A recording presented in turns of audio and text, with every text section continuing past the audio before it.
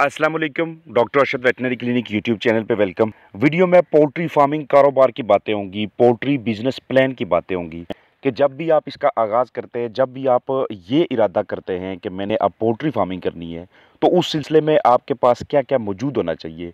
दो तरीक़ेकार होते हैं। एक तो आपने अचानक से प्लानिंग कर ली कि मैंने चिकन्स रखने हैं, लाइक में ऑस्ट्रेलियन चिकन्स रखने हैं, और उसके लिए आपने एक जगह सेलेक्ट कर ली और चूज़ा ला के डाल लिया। आगे छोटी मोटी जो उसकी रिक्वायरमेंट्स हैं उसके मुताबिक चलना। दूसरा तरीकाकार ये होता है कि आप सबसे पहले प्लानिंग कर रहे हैं, उसमें आप ब्रीडर मंगवा रहे हैं अपने पास, और फिर उनसे एग्स लेके उनकी हैचिंग करवा के खुद आप उनकी प्रोजनी ले रहे हैं, खुद आप उनकी नस्ल ले रहे हैं और इसको आगे लेके चल रहे हैं। एक तो बाहर से चिक्स खरीदना और उससे आगाज़ करना, दूसरा पहले ब्रीडर लेके जगह को उसके लिए सेलेक्ट करना। फिर उसके बाद अगर आप चाहते हैं कि मैं इन्हें नेचुरल फूड भी दूँ, घरेलू फूड दूँ, इन्हें ऑर्गेनिक खुराक भी साथ दूँ, तो उसके लिए फिर आप सामने एक जगह मुख्तस करते हैं। वहाँ पे आप ऑर्गेनिक प्रोडक्ट्स को उगाते हैं, ऑर्गेनिक अजनास को उगाते हैं जो आपने अपने चिकन्स को देने, और आप उससे फीड की कॉस्ट को रिड्यूस करते हैं। तो एक्चुअली वीडियो में बातें ये होगी कि जब भी आप चिकन फार्मिंग करें उस दौरान आपने किन किन चीज़ों का ख़ास तौर पे ध्यान रखना होता है, क्योंकि हर छोटी मोटी जो प्रैक्टिस होती है उसका आगे चल के मुस्तकबिल में जब आपके चूज़े मुर्गियाँ बनते हैं और वो एग लेइंग पे आते हैं, या आप उन्हें गोश्त के पर्पज़ के लिए बेचना चाहते हैं, उन पे बहुत गहरा असर पड़ता है। सबसे पहले मैं आपको बताता चलूँ कि बड़ी हार्डी किस्म की ब्रीड है, बहुत हेल्दी किस्म की ब्रीड है। हार्डी और हेल्दी किस लिए कह रहा हूँ, वो इसलिए क्योंकि इसका जो जेनेटिक पोटेंशियल होता है, जो इसकी अंदर से जीन्स होती हैं, ये जिस जगह पे बनाई गई है, जहाँ पे इसका क्रॉस करवाया गया है, उससे आगे ये जो नस्ल ली गई थी, ये एक्चुअली बहुत ज़्यादा सख्त जान कहते हैं इसे। सख्त जान का मतलब क्या होता है कि हल्का फुल्का मौसमी तनाव, हल्का फुल्का स्ट्रेस, हल्का फुल्का ग़िज़ाइयत में कमी हो जाना अचानक से इसको कमज़ोर नहीं करता, अचानक से इसकी सेहत को नहीं ख़राब करता। और ये ऐसा नहीं कि आपने जो है ना, कोई भी छोटी मोटी आपसे मिस्टेक हो गई और आपका बर्ड किसी बड़े मसले का शिकार हो गया, वो क़ुव्वत मदाफ़त रखता है, वो लड़ाई करता है और वो दोबारा अपनी स्टेज पे आ जाता है। इसे कहते हैं हार्डी होना। फ्रेंडली होना का मतलब क्या है कि जिस भी माहौल के अंदर रखें वहाँ से कुछ अरसे के बाद उसमें मुताबिकत पैदा कर लेना। तो इसलिए इसे एक फ्रेंडली और हार्डी ब्रीड का नाम दिया जाता है। स्टैंडर्ड्स और बेंटम का बॉडी वेट भी डिफरेंट होता है, मेल और फीमेल का अप डाउन होता है, वो एक जैसे नहीं होते। तो ओवरऑल जो वीडियो के अंदर मैं बात कर रहा हूँ वो ये है कि अगर आप इस बिज़नेस प्लान को, इस कारोबार को आगे लेके चल रहे हैं, तो आपको ये भी इल्म होना चाहिए कि कौन सी ऐसी बीमारियाँ हैं कि जो कॉमन होती हैं इन चिकन्स के लिए, और उनके लिए आपने पहले से तैयारी रखनी है। कॉमन बीमारियाँ इनके अंदर होती हैं, सबसे पहले ये होती है कि इंटरनल और एक्सटर्नल पैरासाइट्स, यानी कि जिस्म के अंदर और जिस्म के बाहर की जानब इनको तफैलिए पड़ जाते हैं। बाहर की जानब कीड़ियाँ, जुएँ, लीखें, चिच्चड़, इस तरह की चीज़ें जो कि उसकी स्किन के अंदर घुस के उसको बाकायदा तौर पे एनीमिक करना शुरू कर देती हैं। उसके लिए ये सोर्स ऑफ इरिटेशन होती हैं, उसको तंग करती रहती हैं आपके चिकन्स को, उसकी परफॉर्मेंस, उसकी कारकर्दगी नीचे लाते रहते हैं। और अंदर की जानब जब भी उसमें वर्म्स पड़ते हैं, इंटरनल पैरासाइट्स में, वो वर्म्स ही होते हैं जो कि वहाँ से खून चूसते रहते हैं। आपके बर्ड का खून जो है वो कम होता रहता है, बर्ड एनीमिक होता रहता है। और इसके अलावा फाउल पॉक्स यानी कि माता की बीमारी बहुत आती है। आपने देखा होगा कि इन चिकन्स के अंदर फाउल पॉक्स का मसला जब भी आता है तो उसके बाद इनका खाना पीना कम होने लगता है, आस्ता आस्ता वज़न कम होने लगता है और फिर ये अमवात की तरफ जाते रहते हैं। फाउल पॉक्स चीचक को कहते हैं, माता को कहते हैं। उसके लिए आपको 49-50th डे पे या 47th डे पे वैक्सीन करवानी पड़ती है फाउल पॉक्स की। और जो पैरासाइट्स होते हैं, इंटरनल पैरासाइट से निपटना है तो उनके लिए आपको या तो सेब का सिरका इस्तेमाल करना पड़ता है, या आप लहसुन का इस्तेमाल करते हैं, या फिर आप जेंटल सिरप का, आइवरमेक्टिन का, और उसके अलावा लिवामिसोल, अल्बेंडाजोल, इस तरह की चीज़ों का आप इस्तेमाल करते हैं। और जो बैरूनी पैरासाइट्स होते हैं उनसे बचाव कैसे मुमकिन है कि लाइक ये जहाँ पे अपने बर्ड्स रखे हुए हैं, आप इस जगह की अच्छी तरह से सफाई करें। आप इस जगह के ऊपर जो छोटे मोटे पैरासाइट्स हैं उनको तलफ करने के लिए या तो आप उस जगह के ऊपर स्प्रे करें उनके ऊपर, या फिर आप ऐसे प्रोडक्ट्स इस्तेमाल करें, इतनी ज़बरदस्त किस्म की सफाई उस जगह पे रखें कि वहाँ पे ये इनकी जो कसरत है वो होने ही ना पाए। ये जो पैरासाइट्स होते हैं, मुख्तलिफ़ अक़साम के रेस्पिरेटरी इश्यूज़ आते हैं, रेस्पिरेटरी डिजीज़ आती हैं आपके चिकन्स को। वो तब आती हैं कि जब उनका इम्यून स्टेटस थोड़ा नीचे होता है, जब इलाके में कोई ना कोई मर्ज़ फैला होता है, और फिर उन्हें सांस के अमराज लाहक होने लग जाते हैं, और आस्ता आस्ता वो इतनी शिद्दत अख्तियार कर जाते हैं कि चिकन्स मुकम्मल तौर पे बीमार हो जाते हैं, और फिर उनके बाद उनकी अमवात होने लग जाती हैं। तो सांस के मसाइल से निपटने के लिए हमने सबसे पहला फोकस जिस चीज़ के ऊपर रखना है वो ये कि हमने जगह इसको तंग नहीं देनी। अगर इसकी जगह 1.9 स्क्वायर फुट या 2 स्क्वायर फुट पर बर्ड है, एक अडल्ट बर्ड की, बड़े बर्ड की बात कर रहा हूँ, तो हमने उसे पूरी जगह देनी है, क्योंकि तंगी होना, जगह का कम होना, ये भी सांस के मसाइल में चिकन्स को मुब्तला करता है। जब हम उनके अतराफ़ में जहाँ पे चिकन्स रखे हुए हैं या अंदर जहाँ पे चिकन्स मौजूद हैं, वहाँ पे जब भी हम सफाई करें, डस्टिंग करें, उस दौरान हम ये ध्यान रखें कि कोई बहुत ज़्यादा ऐसा कोई मवाद ना उड़े, हवा इतनी गंदली ना हो कि हमारे चिकन्स का जो ट्रेकिया है, जो सांस की नाली है, वो गंदी होना शुरू हो जाए। और वहाँ पे हम बाकायदा तौर पे वक्तन फ़ौक्तन स्प्रे करते रहें। हमारे पास ब्रोमोहेक्सिन या ब्रोमोसेप या फिर हमारे पास यूकलिप्टस ऑयल, सिट्रस ऑयल, इस तरह की चीज़ें लाजमी तौर पे मौजूद होनी चाहिए। मैरेक्स एक बहुत बड़ी प्रॉब्लम होती है। अगर आपके ब्रीडर्स में आपने वैक्सीन करवाई हुई है मैरेक्स की और अब ब्रीडर में किसी किस्म का कोई मसला नहीं आया, तो उनके चिकन्स में मसला भी नहीं आना चाहिए। इसलिए मैरेक्स की वैक्सीन बड़ी इंपॉर्टेंट है। ल्यूकोसिस एक डिजीज़ इनके अंदर होती है, जिससे कि बॉडी में ट्यूमर बनना शुरू हो जाते हैं, छोटे छोटे सेल्स बनना शुरू हो जाते हैं और उससे आपके चिकन्स की बस होना शुरू हो जाती है। तो अगर मैं बात करूँ इनकी एग लेइंग के वाले से, अंडा देने के वाले से, तो 16 से 18 हफ्तों के दरमियान इनको अंडों पे आ जाना चाहिए। और आगाज़ में ही इनके जो अंडों का साइज़ होता है वो इतना छोटा नहीं होना चाहिए। लेकिन 16 से 18 हफ्तों के दरमियान अंडों पे ये तब आएंगी जब ये अपनी जवानी में, जब ये पट्ठियों के स्टेज में थी, चूज़े से पट्ठी की तरफ इसकी एज जा रही थी, तो उस दौरान इनके जिस्म में पैरासाइट्स नहीं आए, इनके ऊपर किसी बीमारी ने हमला नहीं किया, इनको अच्छी ग़िज़ा, अच्छा माहौल और साफ़ सुथरा पानी मिलता रहा है। और उसका नतीजा ये निकला है कि अब उनका बॉडी वेट अचीव हो गया है। अब उनका जो वज़न था वो अपने पूरे मयार पे पहुंच आया है। यहाँ पे वो 16 से लेके 18 हफ्तों के दरमियान आपको अंडा देगी। इससे पहले भी कुछ चिकन्स ऐसे होते हैं जो कि अंडा देना शुरू कर देते हैं। मैंने देखा है, मैंने सुना है, मुझे बताया गया है कि 14वें हफ्ते में, 13वें हफ्ते में छोटा-छोटा साइज़ गोली अंडा आना शुरू हो गया जी हमारा।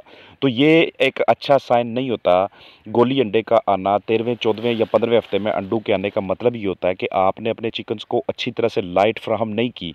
आपने उसको उसकी एज के हवाले से, जब वो पट्ठी की उम्र में थी तो आपने सुबह भी लाइट ऑन कर ली है, या सुबह नहीं की तो आपने शाम के वक़्त ज़्यादा लाइट ऑन कर ली है। तो इससे हुआ क्या कि जो इसकी ओवरी है अंदर की जानिब, वो जल्दी मैच्योर होना शुरू हो गई है। और जल्दी मैच्योर होने की वजह से क्या हुआ है कि अब वो अंडों पे आना शुरू हो गई है। तो अब ये लाइफ टाइम छोटे अंडे देती रहेगी, इसका आप बॉडी वेट नहीं बढ़ा सकते। क्योंकि एक मर्तबा जब आप उसको फीड दे रहे होते हैं इस मकसद के लिए कि हमने इसे फीड देनी है कि इसका ढांचा बने, इसका वज़न पूरा हो, उस स्टेज पे वो अंडे नहीं दे रही होती, वो उसकी पुलट स्टेज होती है, पट्ठियों की स्टेज होती है।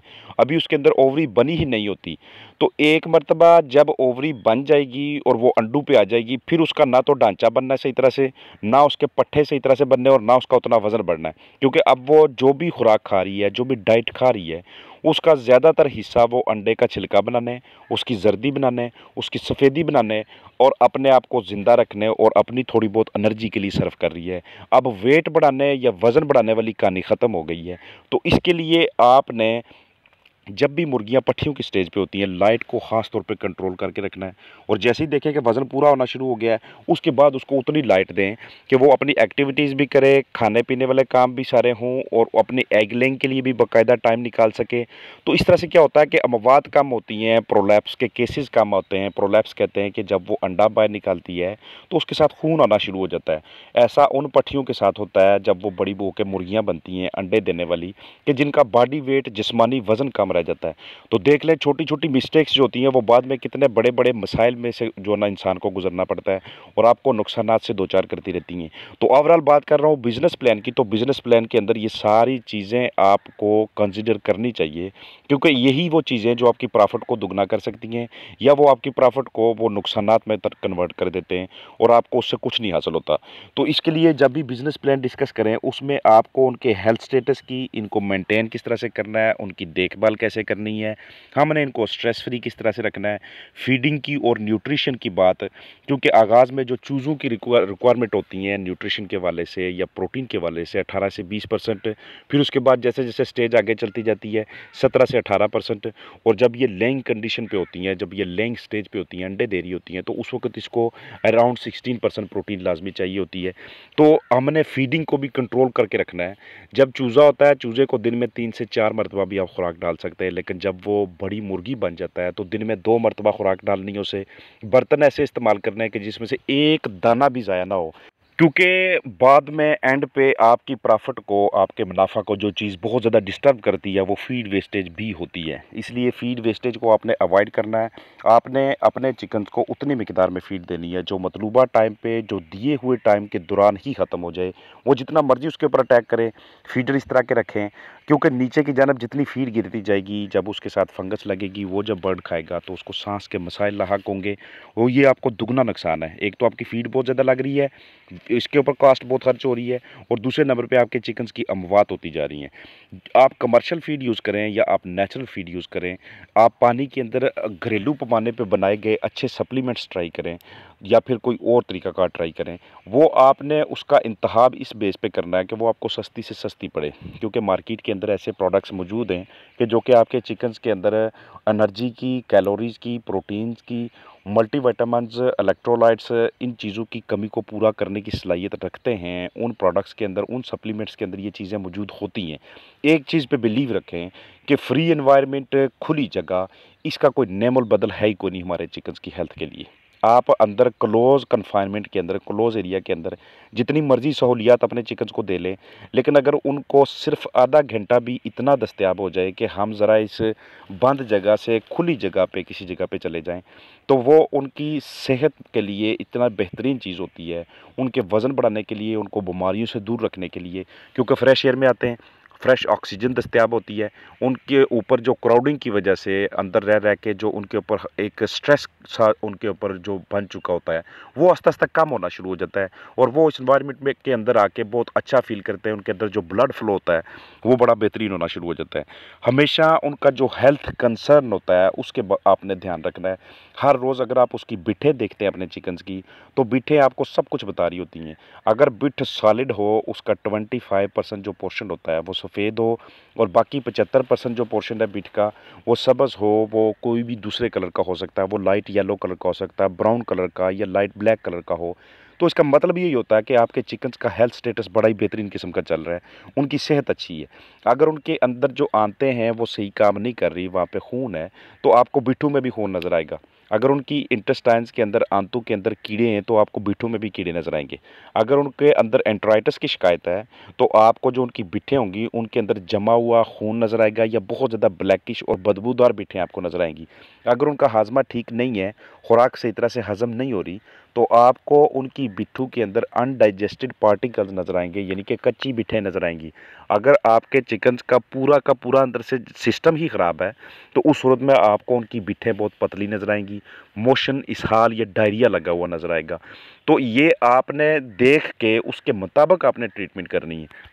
उसके मुताबिक आपने अपनी देखभाल को ठीक करना है, क्योंकि ये जितनी भी चीज़ें हैं, इसमें कहीं न कहीं हमारी अपनी देखभाल का भी हाथ होता है कि हमने कौन-कौन सी चीज़ ख़राब रखी हुई है।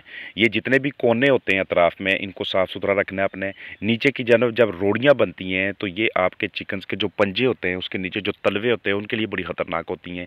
ये भी एक स्ट्रेस होता है।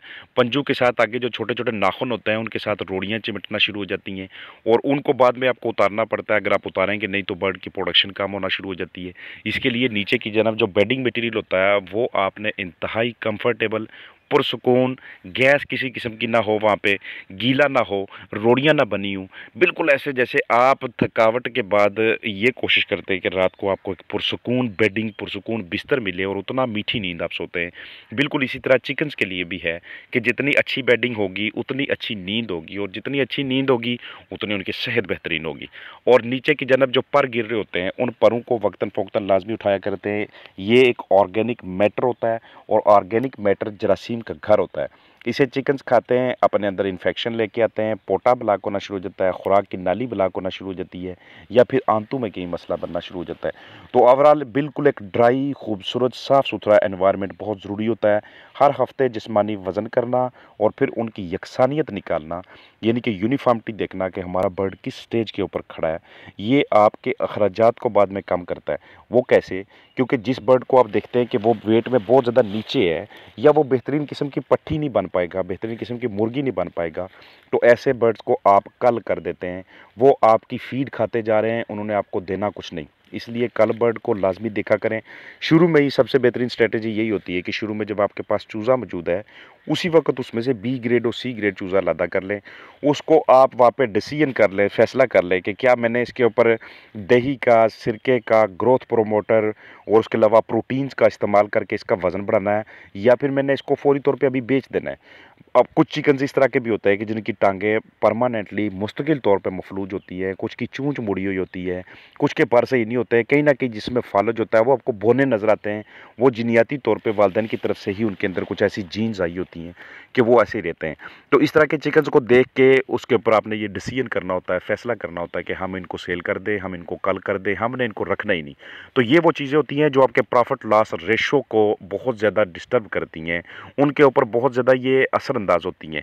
तो इसके लिए जितनी भी चीज़ें ऐसी कि जो आपकी प्रॉफिट को नीचे लेके आएँ, उनको आपने आगे लेके नहीं चलना।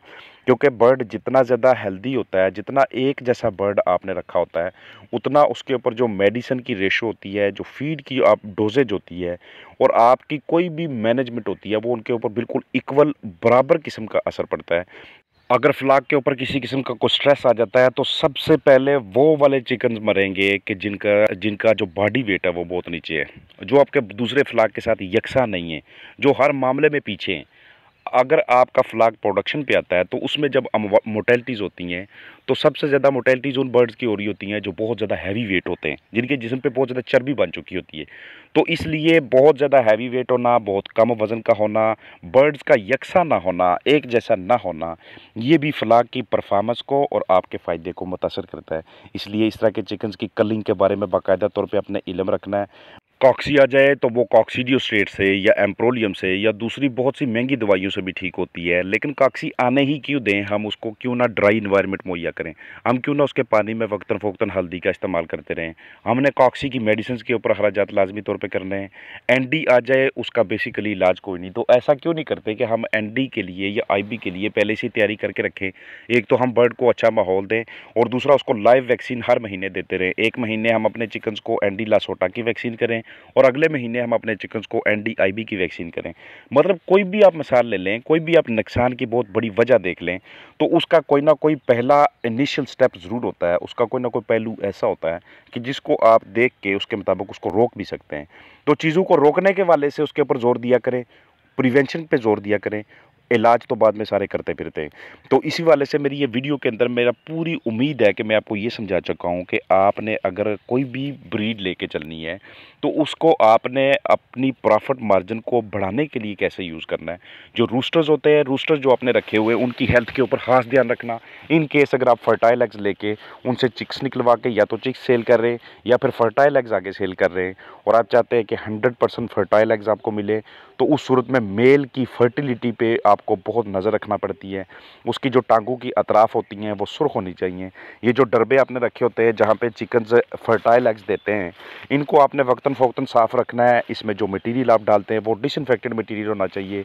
बिट्ठू में अगर कीड़े नज़र आते हैं तो वो कीड़े वक्तन फ़ौक्तन लाजमी बाहर निकालें आप। बर्तनों की तादाद को अपने चिकन्स के वाले से पूरा रखना है। कोशिश ये कीजिएगा कि नीचे से बर्ड ज़्यादा ना खाए। अगर नीचे उसे मुंह मारना पड़ता है तो उस मटेरियल को, उस जगह को साफ़ सुथरा रखें।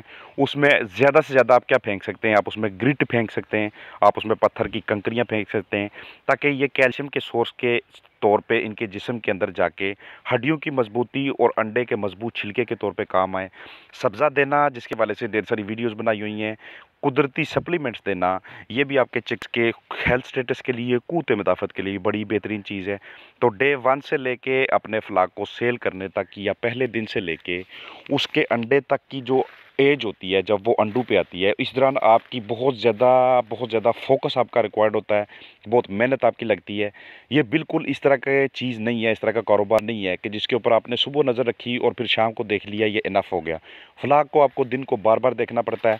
आप इसको एज़ अ प्रोफ़ेशन लेके चलें या एज़ अ शौक लेके चलें। अगर आप चाहते हैं कि बेज़ुबानों के ऊपर जुल्म ना हो और ये आपके लिए प्रॉफ़िट के तौर पे भी बाद में काम आए, तो आपने उनके ऊपर ज़्यादा से ज़्यादा नज़र रखनी है। अगर आपके पास टाइम नहीं है, तो वहाँ पे एक ऐसा ट्रेंड बंदा रख ले जिसको चिकन्स की समझ है, जिनको बीमारियों की समझ है, जो बर्ड के बिहेव को देख के उसके मुताबिक बता सकता है, सर्दी लग रही है, गर्मी लग रही है, बीमार है, ये ठीक है, ये वायरल अटैक है, ये बैक्टीरियल अटैक है, ये कीड़ों की वजह से है, या ये मेरी ख़राब मैनेजमेंट की वजह से है। तो बर्ड की एक एक हरकत ये बता रही होती है कि उसके साथ क्या बीत रही है, आपने उसके साथ क्या तब्दीलियाँ करनी है, उसके साथ आपने किस तरह से चलना है, माहौल के अंदर आपने क्या कुछ मज़ीद उसके लिए मुहैया करना है कि वो कंफर्टेबल और पुरसुकून महसूस करना शुरू कर ले। तो भरपूर उम्मीद है कि इस वीडियो के अंदर मैं आपको ये बताने में काफ़ी हद तक कामयाब हो चुका हूँ कि आप जब भी पोल्ट्री फार्मिंग का कारोबार का आगाज़ करें तो उस दौरान आपने किन किन चीज़ों का ध्यान रखना है। ढेर सारी चीज़ें रह गई हैं कि जैसे मुर्गी खाना की तैयारी किस जगह पे करनी है, लोकेशन कैसी होनी चाहिए, उसकी डायरेक्शन कैसी रखें, वो किस तरह का होना चाहिए, और भी इसके साथ काफ़ी सारे पहलू इसके साथ जुड़े हुए हैं जिनका जिक्र किसी और वीडियो में करूँगा। वीडियो बहुत लंबी होती जा रही है। फ़िलहाल इसमें आपको यही बताने की कोशिश की है कि हेल्दी फ्लाक को अपनी प्रॉफिट के लिए, अपने फ़ायदे को मैक्सिमाइज़ करने के लिए, ज़्यादा से ज़्यादा करने के लिए कैसे यूज़ करना है। फ़ी अमान अल्लाह।